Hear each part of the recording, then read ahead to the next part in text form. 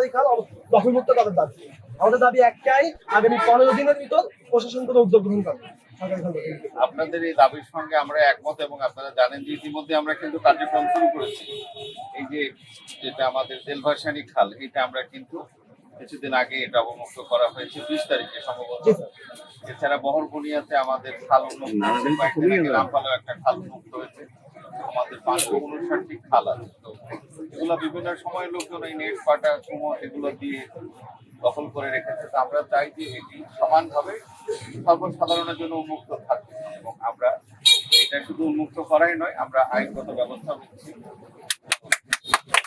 আপনাদের এই দাবির সাথে সহমত এবং আমরা পর্যায়ক্রমে অল্প সময়ের মধ্যে অল্প সময়টা আমরা শুনতে চাইছি।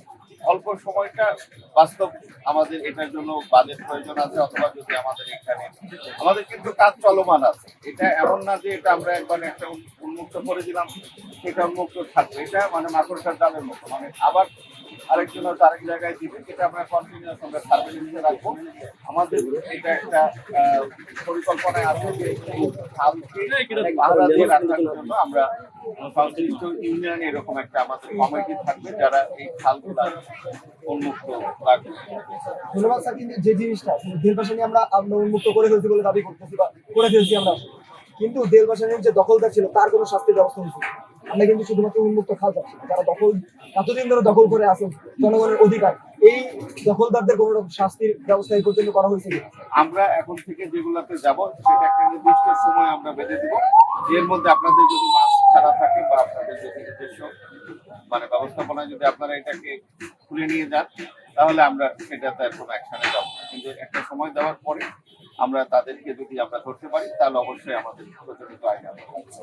মানে আমরা যতটুকু জানি, আমরা বিভিন্ন এলাকায় কথা বলে যতটুকু স্যার জানতে পারছি যে এলাকার মানুষ কিন্তু জানে যে কে দখল করে আছে, এলাকার কোনো পাওয়ারফুল পার্সেন্টেজই দখল করে আছে। এই দখলদারদের কেন স্যার আমরা এখনো আইডেন্টিফাই করতে পারছি?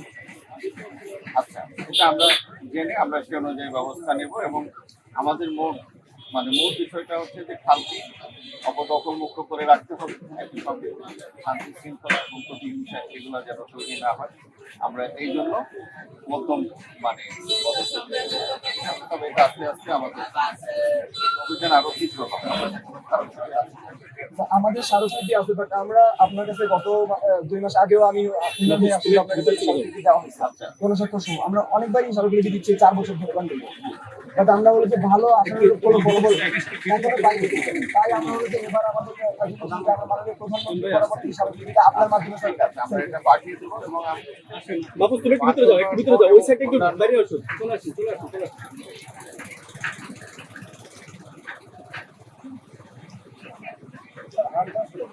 কতটুকু আশা করতে পারি যে আগামী কত মাস, 5-6 মাস বা কতদিনের ভিতর দৃশ্যমান আমরা এই তালিকাটা দেখে আমরা সব একটা কর্ম পরিকল্পনা করে আমরা